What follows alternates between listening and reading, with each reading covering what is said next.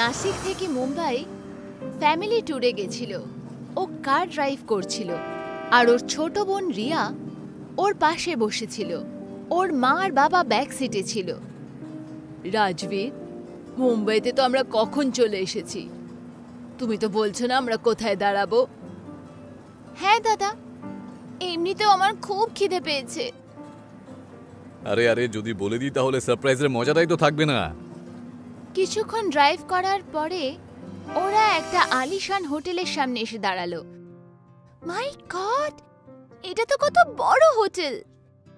Hotel Taj palace. এই হলো surprise.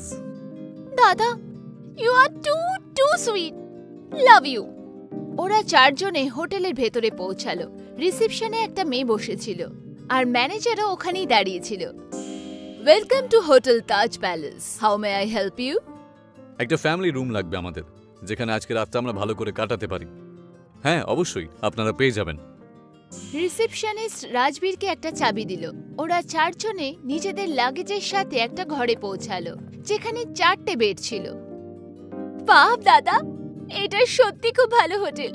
আমার মন তো এই হোটেলে ঘোরার মন করছে। আমি ঘুরে আসি। না না, তুমি একা যেতে পারো না, আমি তোমাকে বাইরে থেকে ঘুরিয়ে আনছি। নিজের পেরেন্টসকে ঘরে ছেড়ে রাজবীর আর রিয়া ঘরের বাইরে বেরোলো। এই হোটেলটা তো কোনো মহলের মতন দাদা। আরে তবেই তো আমি ভেবে দেখলাম কি যতদিন আমরা মুম্বাই ঘুরবো আমরা এখানেই থাকবো। তখনই রাজবীর নিজের থেকে কিছু দূরত্বে একটা মেয়েকে দেখতে পেল। তার সৌন্দর্য দেখে রাজবীর হতবাক হয়ে গেল। আর অদ্ভুত লাগছিল যে ও বউয়ের কাপড়ে কি করছে।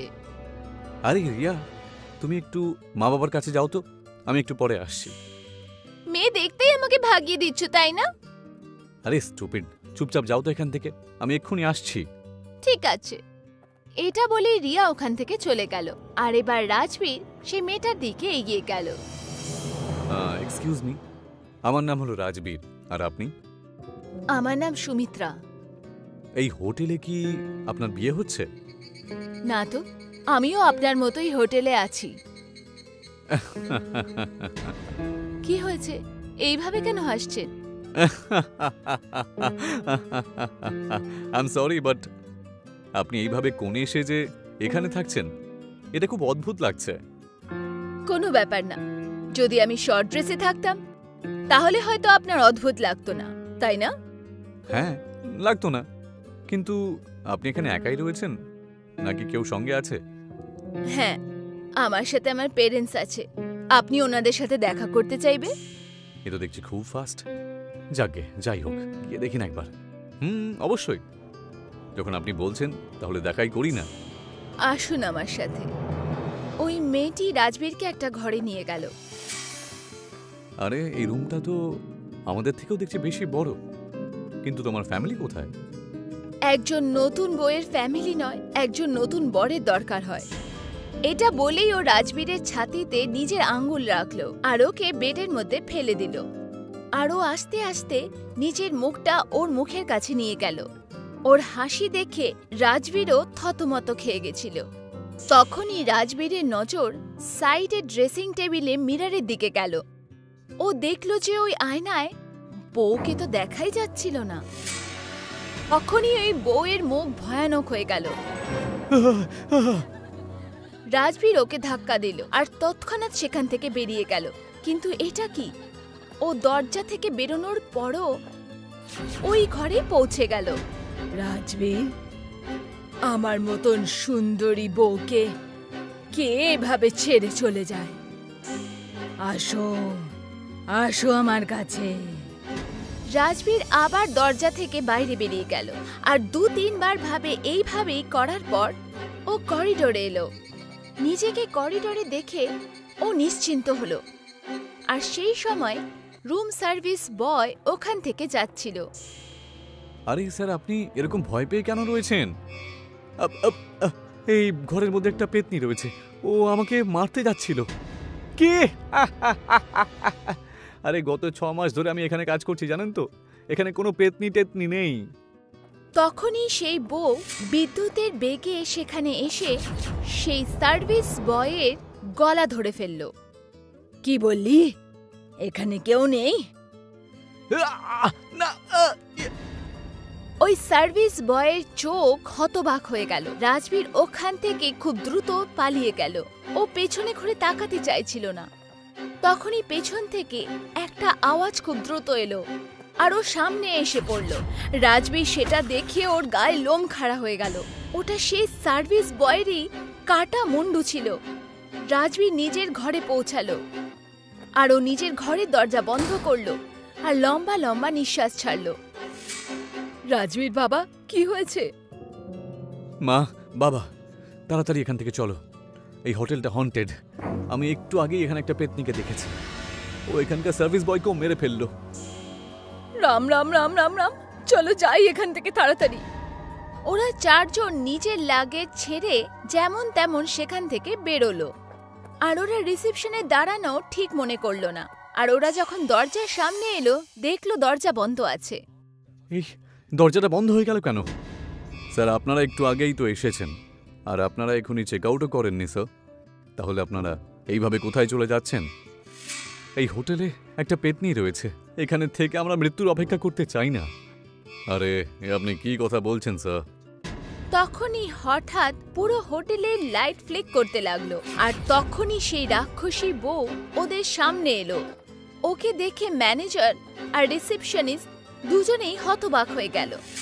কি ম্যানেজার, আমাকে সামনে দেখে কেমন লাগছে?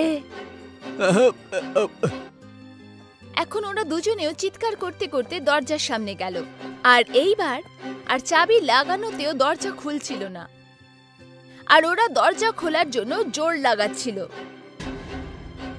আজকে এই দরজা তোমরা দুজন মারা যাওয়ার পরই খুলবে। না! ওরা দুজনে আবার করিডোরের দিকে দৌড় লাগালো আর ওই রাক্ষসী নতুন বউও ওদের পিছু নিল।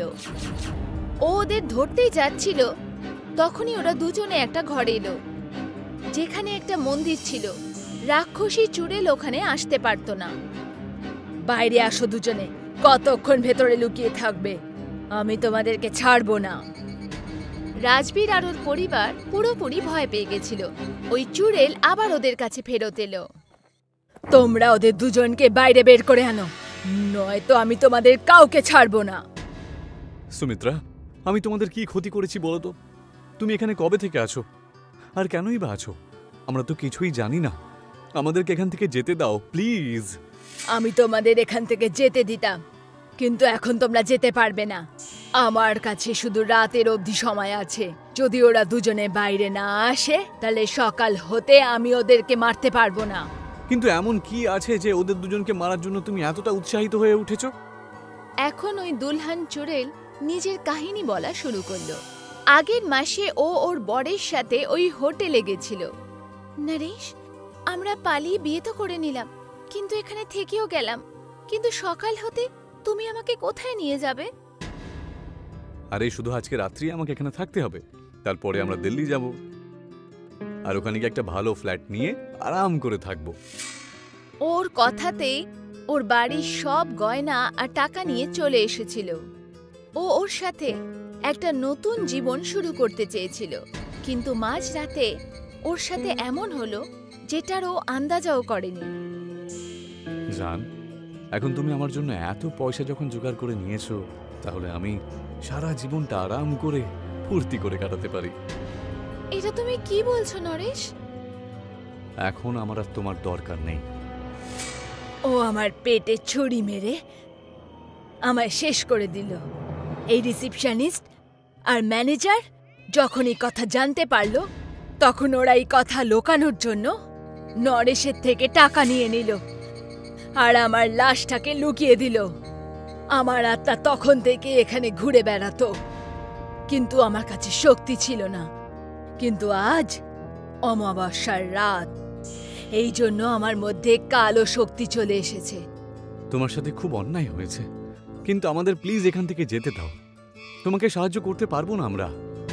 যদি তুমি আমার সাহায্য করতে না পারো, তাহলে এই নাও।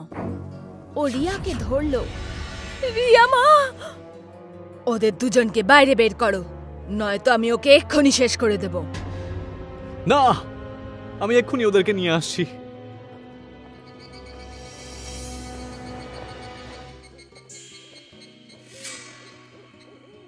আপনারা তাড়াতাড়ি এখান থেকে চলুন। ও এই মুহূর্তে এখানে নেই। এ তুমি কি বলছো? হ্যাঁ, ও কোথাও যাবে না। আরে ও যদি কোথাও না গিয়ে থাকতো তাহলে কি আমি এখানে বেঁচে ফিরে আসতে পারতাম? হ্যাঁ, এটা শুনে ম্যানেজার আর রিসেপশনিস্ট দুজনই ওই ঘর থেকে বাইরে বেরিয়ে এলো। আর যখনই ওরা হলে পৌঁছালো তখনই দুলহান চুড়েল ওর সামনে চলে এলো। এ কি, তোমরা আমাকে ঠকিয়েছো তাই না?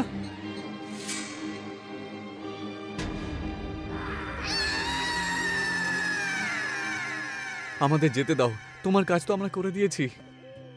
দুলহান চুড়েল ওদের দিকে তাকালো, তখনই নিজে থেকে দরজা খুলে গেল।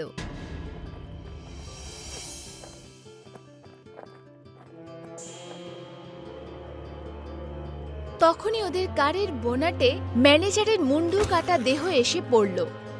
ওই লাশটাকে এত কাছাকাছি দেখে রিয়া খুব ভয় পেয়ে গেল। ওদের সবার মনের মধ্যে খুব ভয় ছিল।